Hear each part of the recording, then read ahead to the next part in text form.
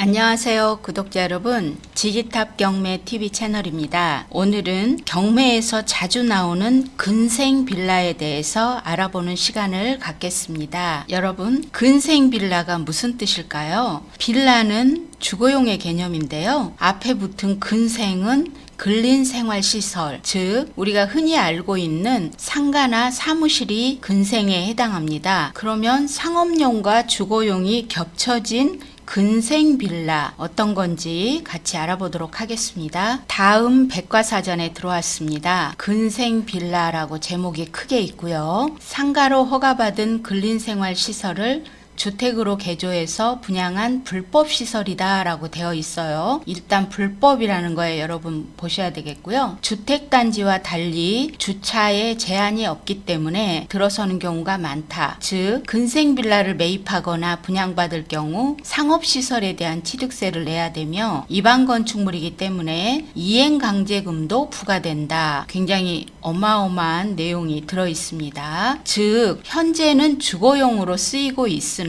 그래서 겉으로 보기에는 빌라와 다를 바가 없으나 실제 건축물 대장상에는 근린생활시설로 허가를 받았다라는 뜻입니다. 그래서 근린생활시설인데 주택으로 쓰면 불법시설이다 라고 보시면 되겠고요. 이렇게 하는 이유는 아래쪽에 보시면 바로 주차장을 덜 확보해도 되기 때문이다 라고 나와 있습니다. 그래서 여러분들 흔히 빌라 지역에 가시면 1층이 필로티로 되어 있고 2층, 3층, 4층, 5층까지 이렇게 되어 있는 경우에 대부분 2층이나 3층까지도 근생으로 허가를 받게 됩니다. 왜냐하면 필로티의 그 주차장 수가 위에 있는 주택수에 미치지 못하기 때문이죠. 그렇게 해서 허가를 받은 이후에 불법으로 내부를 주거용으로 개조하게 되는 거죠. 그런데 이것을 분양받거나 임차인으로 들어가시는 분들은 전혀 모르고 들어가시는 경우가 굉장히 많습니다. 그래서 지금 우리가 전세 사기와 더불어서 이 근생 빌라 문제도 굉장히 문제가 되고 있습니다. 그래서 실제 경매에 나온 물건들을 같이 보시면서 여러분들이 어떻게 걸러야 되는지 같이 공부해보는 시간을 갖도록 하겠습니다. 첫 번째 사례로 보실 물건은 관악구 신림동에 있는 빌라인데요. 2층 203호입니다. 이 물건은 최초 감정가가 2억 1,500만 원이었는데요. 지금 여러 차례 유찰이 되어서 현재는 4% 가격, 즉 750만 원에 3월 19일 날 진행되는 물건입니다. 여기 보시면 이 물건 현황을 보시면요. 2층에서 건물이 사무소로 용도가 되어 있습니다. 내부는 10평이라고 되어 있네요. 이런 물건 사무소로 되어 있는데 실제로는 용도는 빌라로 되어 있습니다. 이거 일치하지 않죠? 이런 물건 명세서를 같이 보시겠습니다. 매각 물건 명세서인데요. 아래쪽에 감정평가 내용 중에 공부상 사무소이나 현황은 주거로 이용 중이다 하는 내용이 나와 있습니다. 두 번째 사례를 또 보실게요. 광진구 중곡동에 있는 빌라인데요. 이건 역시 2층 201호입니다.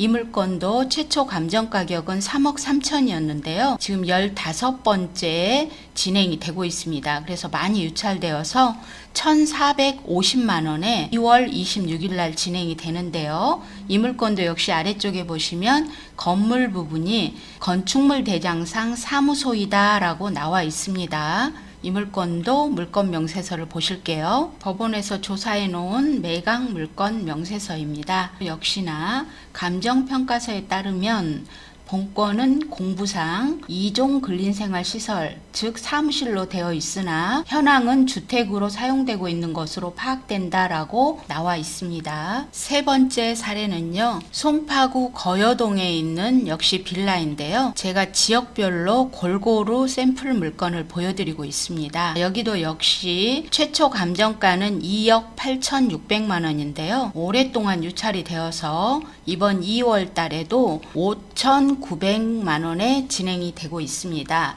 이런 물건들은 선순위 임차인의 보증금이 워낙 높기 때문에 낙찰자가 부담해야 돼서 가격이 많이 떨어지는 이유도 있지만요. 역시 이 물건도 건물이 사무소로 되어 있습니다. 그래서 현황과 공부가 일치하지 않는 그런 물건이라고 보시면 되겠고요. 역시 물건 명세서에도 그렇게 기록이 되어 있을 겁니다. 네 번째 사례 물건은요, 강서구 화곡동에 있는 빌라인데요. 여기도 역시 2층에 있는 물건입니다. 이 물건도 감정가가 1억 7,500만 원인데요. 지금 가격이 매우 많이 떨어져서 3,600만 원대에 2월 달에 진행이 되겠습니다. 이 물건도 역시 건물은 대장상 사무소로 되어 있는데요. 보시면 더 큰 문제가 있습니다. 바로 위반 건축물이라는 거죠. 앞서 보셨던 샘플 3개 물건은요, 불법이긴 하지만 위반 건축물로 아직 적발은 되지 않은 상태였습니다. 그런데 이 물건은 이미 적발이 되어 있습니다. 그래서 같이 보실게요. 건축물 대장상 위반 건축물로 등재되어 있음. 감정평가서에 의하면 근린생활시설을 주택으로 무단 용도 변경을 했다라고 되어 있고요. 원상복구를 하지 않거나 하면 이행강제금이 부과될 수 있다라고 나와 있습니다. 이 물건은 위반 건축물로 이미 적발이 되었기 때문에 이행강제금이 부과되고 있는 것으로 보여집니다. 5번째 사례는요, 관악구 봉천동에 있는 빌라인데요. 여기도 역시 2층이고요. 건물은 대장상 사무소로 되어 있다라고 나와 있습니다. 그래서 이 물건도 역시 위반 건축물로 적발만 되지 않았을 뿐이지 불법이라고 보실 수가 있겠는데요. 이 물건의 경우에는 좀 더 살펴볼 부분이 있습니다. 이 물건도 역시 선순위 임차인이 있는데요. 선순위 임차인이 보증금이 2억 4,500만 원입니다. 아직 적발이 안 된 불법 건축물이기는 하지만 선순위 임차 보증금이 높아서도 굉장히 많이 유찰된 걸로 보여지는데요.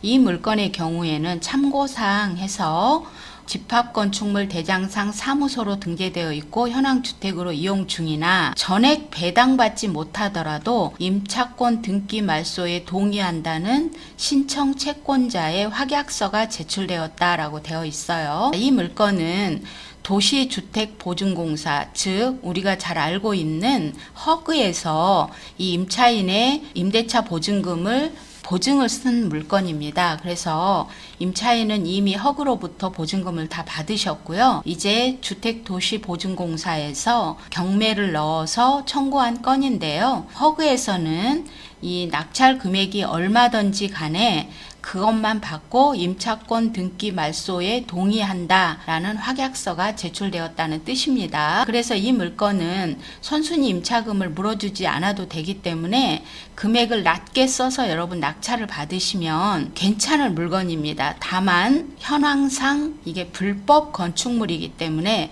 여러분들이 이 부분을 잘 아시고 나중에 위반 건축물로 적발이 돼서 이행강제금을 내더라도 그냥 감당하고 세를 놓겠다라고 하시는 분들은 입찰에 참여하시면 될 것 같습니다. 그래서 우리가 낙찰을 모르고 받는 것과 알고 싸게 받아서 이행강제금 내고라도 수익률을 올릴 수 있다면 그런 물건을 찾아서 낙찰을 받으시면 될 것 같습니다. 근생 빌라에 대해서 신문기사가 좋은 기사와 나쁜 기사 두 가지가 있어서 같이 보실게요. 서울경제에서요, 작년 10월에 올린 기사인데요. 전세 사기 사각지대 근생 빌라 3년간 4,300여 채를 적발했다라고 나와 있습니다. 이행강제금을 200억을 부과했다라는 기사가 나와 있는데요. 그래서 이게 불법 주택인 탓에 전세 사기 특별법 지원도 어렵다. 그리고 경매도 어렵다, 이런 내용이 나와 있습니다. 즉,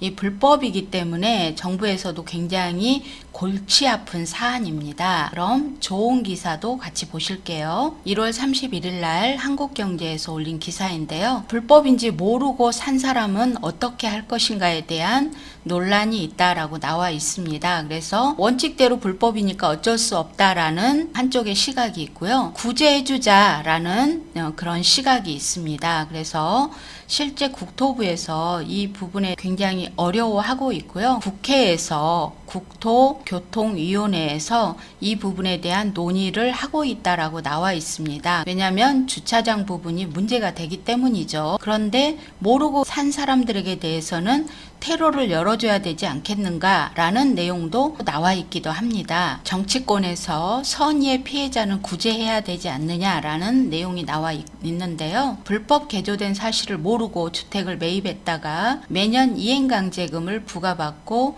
대출이 제한되는 등의 불이익을 당하고 있다라는 내용이 나와 있습니다. 그래서 앞으로 이 부분이 어떻게 될지 여러분들이 눈여겨보시고요. 만약에 일정 기간 안에 양성화를 해주겠다라는 쪽으로 가닥이 잡힌다면 경매를 통해서 낮게 낙찰을 받으시면 나름 수익률이 있지 않을까라고 기대해 봅니다. 정리해 보겠습니다. 근생 빌라, 즉 건축물 대장상은 사무소로 되어 있는데요. 실제는 거주 목적인 빌라로 쓰이고 있는 겁니다. 적발이 안 되면 불법 건축물로 그냥 있는 거고요. 적발이 됐다면 건축물 대장에 위반 건축물로 등재가 됩니다.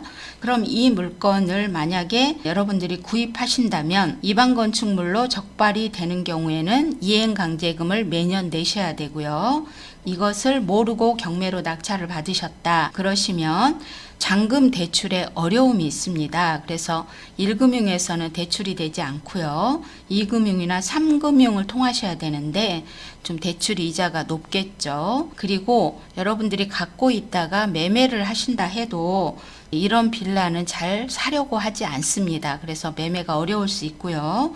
그리고 여러분 취득 시에 취득세, 보통 빌라는 1.1% 취득세를 내게 되는데요. 근생 빌라는 건축물 대장상 사무소이기 때문에 4.6%의 취득세를 내게 됩니다. 그래서 단점이 매우 많다. 그러나 단점이 많기 때문에 유찰이 여러 번 되고 만약에 정치권에서 양성화를 한다면 나름 수익이 날 수 있는 물건이다. 이렇게 아시고 관심을 가지시기를 바라겠습니다. 오늘은 좀 어려운 주제로 여러분과 함께 했는데요. 이런 부분도 꼼꼼히 한번 살펴보시고요. 이 내용이 유익하셨다면 구독, 좋아요, 알림 눌러주세요. 감사합니다.